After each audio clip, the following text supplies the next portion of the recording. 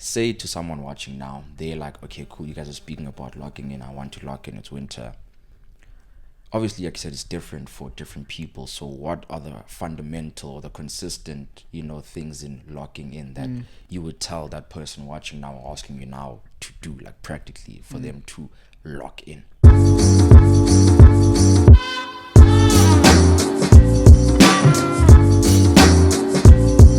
Yo, what's up, guys? It's your boy AK. And oh. Guys, it's been a long day. I'm leaving all of this in as well. I'm leaving it in. Go. We actually never get an intro right, but it's your boy AK and your boy Wiles back with another episode. Episode 20. We're one episode away from being in the top 1% of podcasters. Not like as in ratings wise, just that we've uploaded 21 episodes. So thank you guys for staying, with us along the way. Thank you for tuning in, and yeah, hope you enjoyed this episode. So we wanted to talk about locking in and just breaking down what it means to lock in.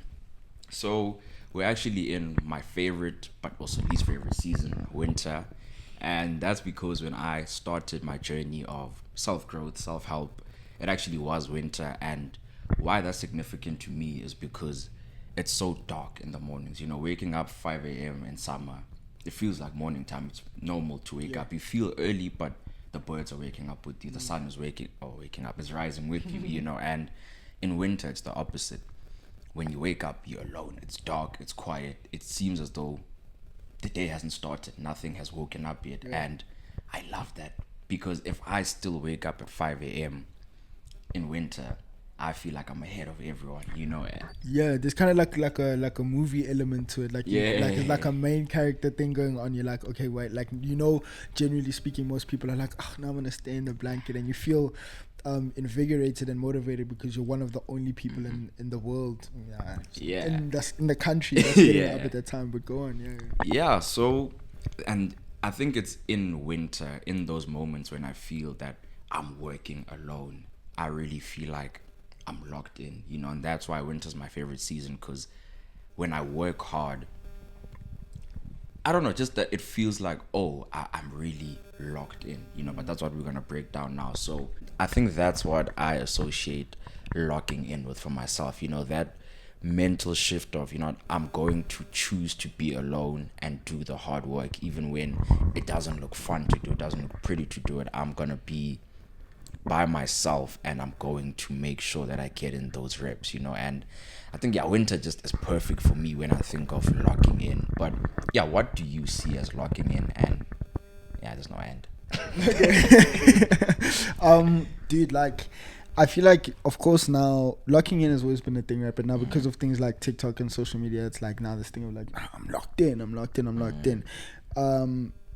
And we won't get into that, but I feel like it gets lost in translation, 100%. Blah, blah, blah. But what it really, really means to me, for example, is like the moment when you have an epiphany and you say to yourself, this is not how I want to be, and this is not how I want to be, this is how I want to be, but what are the steps in between there?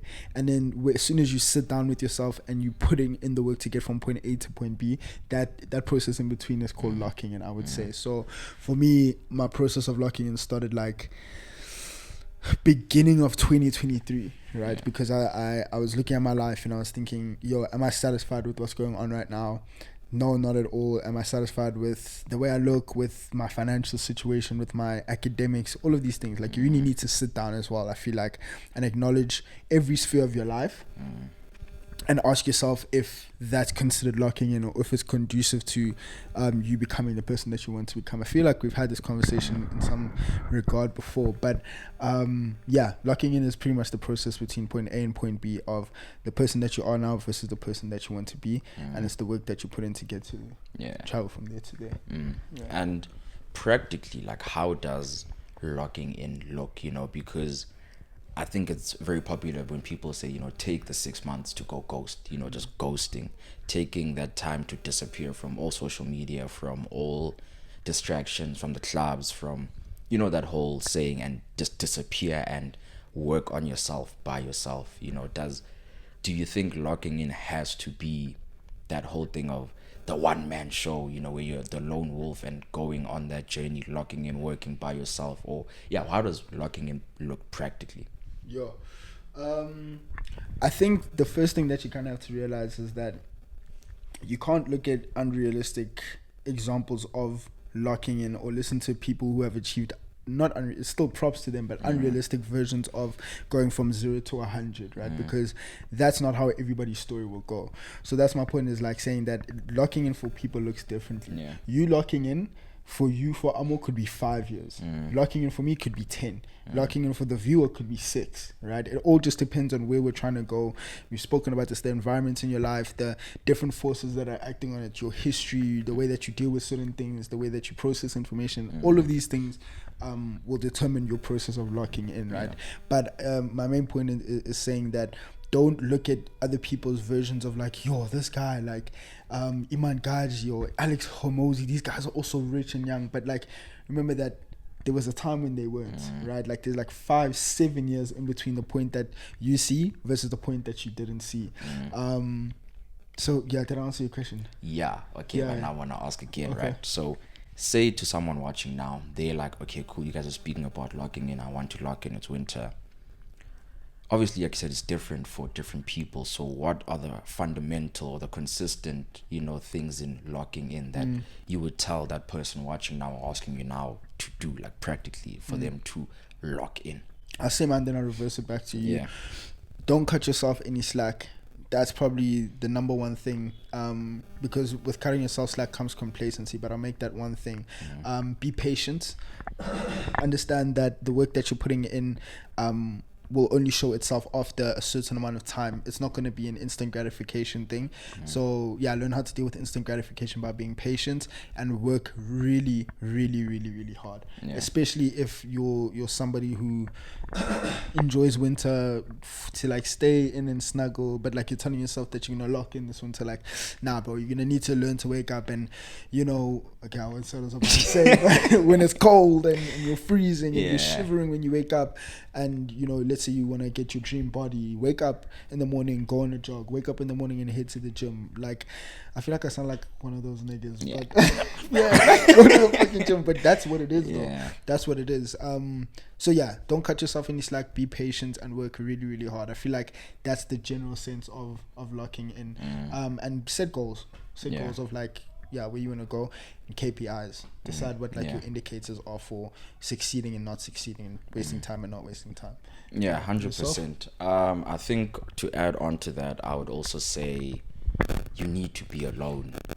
You have to spend some time alone. Not you need to be alone, or you have to be alone all the time, but you need to spend more time alone. And that's important because you can't be locked in to everything, right? And what you're trying to lock into is yourself. You're trying to be fully locked in with yourself and what you're trying to achieve. But that, how you do that, what you want, why you want it, can get messed up, you know, by external influences.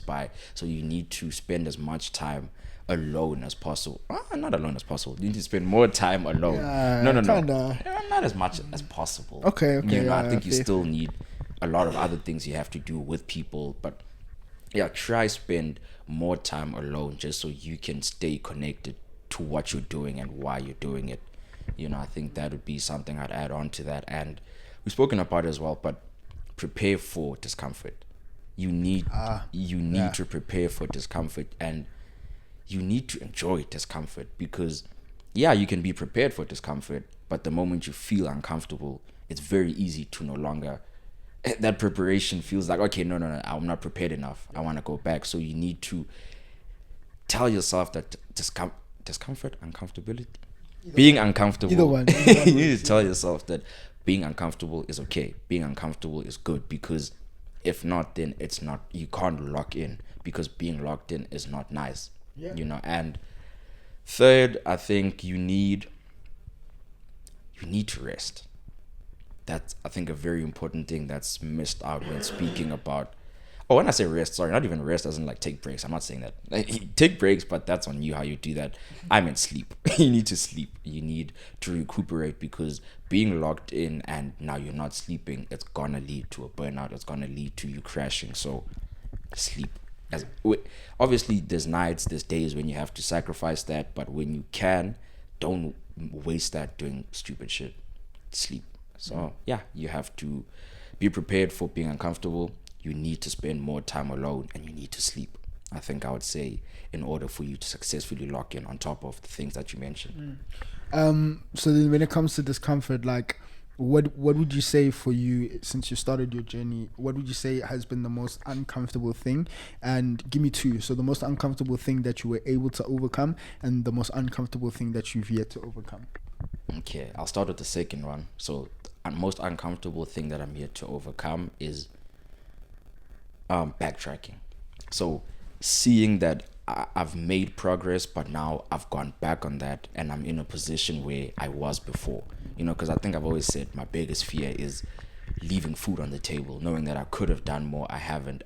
Seeing myself where in the same position that I still was, however long back. So yeah, I think seeing myself in a position where I know I've overcome this, but now I'm back here, that is something that I think it's very uncomfortable for me. It's very uncomfortable to look at losing progress, and I know it's a part of the journey to make mistakes, to go backwards and go forwards again. But I think that is still what makes me the most uncomfortable, seeing that I've lost progress, while being locked in.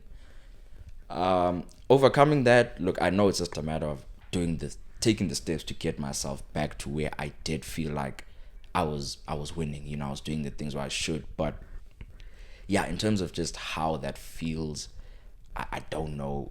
I don't think I've overcome that feeling yet, or I know how to. But also, I don't know if I should, because I think that's the feeling that allows me to, or want to propel, take myself back to where I was. Did I answer the question properly? You answered the last one, but the first one of, I don't know if you were done on that one yet. Oh no, I said so. One. Yeah. The one discomfort that you've been able to overcome, and the one that you haven't. So you answered the one that you haven't. So now what's the one that you have? The one that I have is being alone. I think that's very uncomfortable, and I've always said this why I love meditation, because when I started out meditating, it was difficult to sit alone for even 5 minutes. No phone, no people, no, just myself sitting, no TV, just a wall, or looking at myself. That was very uncomfortable. And yeah, I think now I prefer to be alone. I still do have moments where I feel a bit uncomfortable, when I've been alone too long, or I feel like I'm alone with my thoughts, I'm not being distracted by anything. It still feels a bit uncomfortable, but that's something that I think I'm able to overcome, and have overcome over and over again. Yeah. And yourself? That's guy. There's a lot. Okay, discomfort I've been able to overcome. I'd say, let me actually rather put it like this, and maybe I'm cheating a little bit, but I've been able to overcome every discomfort that I have, except for one. So I'll answer like that. So I've been able to overcome every discomfort that I have, at least at this stage in my life, except for one, and that's like waiting. I hate waiting for the fruits of my labor to show. Like, I hate that so much. Like, I'll be on YouTube, and then I'll see like I don't know, I'll see like some guy post a video like 24-year day in the life of a 24-year-old millionaire in Dubai, and I'm like, just like, okay, I know that's coming from me for sure, 100%, but I'm just like, sometimes I'm like, like, this is so long, mate. Like, this is so long, and it makes me really uncomfortable, because sometimes when you pay it in with things like imposter syndrome, you wonder if like you're going in the right direction, or why is your story different, because you're very close to that person's age, but it doesn't feel like you're anywhere close to achieving things that they've done, that makes me very uncomfortable, and then it just puts me like in the cycle of working harder, and then like I'll see some fruit of my labor, but then it still won't be satisfied enough, because I'll see another person, and you see like that. It's a very bad cycle, but I guess the positive side of it is it makes me work harder, but the negative side of it is that like the more I do it, the more impatient I get. I'm just like, oh, dude, when am I gonna finally sign a $12 million deal? You know what I mean? Like, and yeah, I feel like, of course, we've had this conversation, but people are very desensitized to that kind of thing as well. It's like you'll tell yourself that you are fine being uncomfortable, or you'll listen to this podcast and like listen to the things that we're saying and say like, that makes so much sense. But now it's like actually putting yourself in uncomfortable positions is the most difficult part, bro. Yeah, I hope I answered the question. Yeah. I think. Okay, so now with that, because when you were saying what it needs to be locked in, you mentioned the patience part of it, right? You mentioned needing delayed gratification, right? So knowing that that's a fundamental part. I want to separate those two. Why? Because I just thought about how I just explained patience. Yeah. But that's not from a it actually might be, never mind. Yeah, let me cook. I'm Yeah, cooking. go, I'm coming. go. Okay, Yeah, cool. go, So you go. mentioned that being a fundamental part of being locked in, right? Yeah. So you're aware of that and you practice that. And obviously, though, your biggest discomfort, fair to say, biggest discomfort right now is that patience aspect we've spoken about. So how do you deal with that? What do you do to actively deal with that frustration or discomfort of that lack of patience, knowing that it's needed for the journey? Because I understand that, yeah, you can work, it makes you want to then work harder and do this, but the feelings are there. Is it a thing of when you then go do the work, it makes you feel better, but then you said it feeds into a loop of, okay, you worked hard, but then, so how do you actually confront that? So the first one is like, and this is the bad advice that you probably shouldn't take, but is Don't that take it. Don't take it. Don't take this advice. But is that there isn't really anything you can do about it. Like there's no point in being upset that like you haven't gotten the fruits of your labor, because there's nothing else you can do. Like you can't snap your finger, or you can't go back and change anything in the past to make that happen, right? But you also need to be realistic of like, okay, what do I need to do moving forward, and what did I do back then? When I look back at all the things that I do, did it add up to all of the work that would be needed to make $12 million? No, it didn't, right? And you can't do anything to change that. So you just have to sit in it and just be like, okay, cool, this is my reality, right? But now the good part of it is the hard working side, right? Forget about it feeding back into a loop, but isolate the hard work. What are you doing that's going to make you look back in a month and say, even though I'm not at the stage yet, even though I'm not at $12 million yet, how much closer am I? And that's kind of how you deal with it, is track your progress to see like, am I moving forward? And even if you've taken one step and a half a step forward, that's fine. That's perfect. But on the other hand, if you have goals that are time sensitive, then you kind of need to balance that. Like maybe a half a step isn't the best, 2 steps, But generally speaking, track your progress and just aim at moving forward. Okay. No, I like that. And yourself? What would you say? I think regarding the patience aspect of it, I think I spoke about it 2 episodes ago with my whole company situation and how long things haven't been working out. I think there's not much you can do about the situation. Now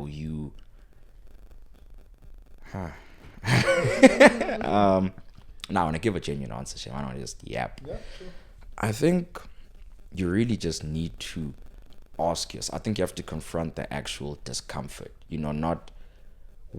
That sounds broken. Okay, so yes, I feel uncomfortable with the fact that I'm not there yet. I know that I'm gonna get there, but I'm not there yet. I'm putting in the work, but I'm not there yet. I feel uncomfortable with that. But why? What part of that makes me uncomfortable? Is it the fact that I don't have it yet? If it's as simple as that, then okay, fine. You can't do anything. It's really just a matter of waiting. You will get it. Or am I uncomfortable with the fact that I feel like doing this work and still not being there decreases my my chances are slowly decreasing, because am I feeling uncomfortable because I feel like it's a reflection of where I am, that I'm not there yet? Is my self-worth placed in the destination? So I think then you really have to tackle, what about this makes me feel uncomfortable? Is it just the fact that I have to wait, or does waiting mean something else to me? Is the in-between of waiting affecting my self-views, and I think from there it would be easier to deal with it. It would be easier to be like, okay, here's why I feel like this. Either I can counteract it, or at least I'm aware, and when I feel like that, I can acknowledge, okay, fine, I am feeling like this because I don't like waiting. Cool. How are your points of reference informed? So like when you say it feels like your window is closing. What in your head gave you an idea of what that window is? Yeah. Right. So like, let's just say, for example, your window is between now and 25. You need to be at a certain point. But where did you get that idea? What's telling you that 25 is the time when everything needs to happen? Like, where'd you get that from? I mean, I don't have any really. I think social media obviously is the most obvious answer that we see a lot of. And I don't want to say unrealistic because I believe they're realistic, but I think unrealistic to everyone. There's a lot of unrealistic views that we see and timelines we have to meet. On my side, I think I trust in the process and I trust in myself. So I don't have a set time or date where I think I have to have made it. But I think in my mind, when I speak about the future of success, there is an age that I'm, imagining. And I think maybe it's 24, 25, No, not billions and I'm starting to see. Not saying it's not possible. I'm just saying like, better. I work like, for me, realistically, it's not. Realistically, Yeah. when luck and other things, all come together, the stars align. Yes, it can happen. Realistically, following the step by step, I'm not planning for that mark, But I think in my mind there is that expectation. But how I deal with it, go about it, since I know, because I'm not 24, 25 yet, right? I don't personally know 24, 25-year-old millionaires or the person I'm trying to be. So I remind myself that what you're imagining seeing now, you don't know that's not a real life situation now in your current life. So where did I get it from? Social media. Okay, cool. Just knowing that I know, or acknowledging where I got it from, I think allows me to be like, okay, cool. It's an unrealistic expectation until it's realistic. So just keep it at that for now. I know it's there. It's unrealistic until it's realistic. And yeah, but I think social media plays the heaviest part on that. So just being careful with where and how or why you feel like 24, 25 or 30 million or that is your goal, Yeah. Yeah. I see. Your side? For me, like, as well, the big goal, like, to be a billionaire, like that, I'm not telling myself that I'm gonna be a billionaire by the time I'm age 30. Like, I'm really not counting that. Yeah. I'm not discounting it either, don't get me wrong, but I'm not, like, that's not my plan. Like, my goal is to reach for sure a certain amount that is not necessarily unrealistic, but way more realistic than making a billion in the next 7 years, bro. Like, that's crazy. But I'm not discounting myself and future worlds. If that's what you're doing right now, well done to you, Brody. But I'd say part of it is for myself, and then half of it is from examples that I've seen on not just the internet, but like the TV shows that I've watched, the movies that I've watched. But when I say part of it is informed by myself, is like the idea of achieving phenomenal things at such a... So awkward.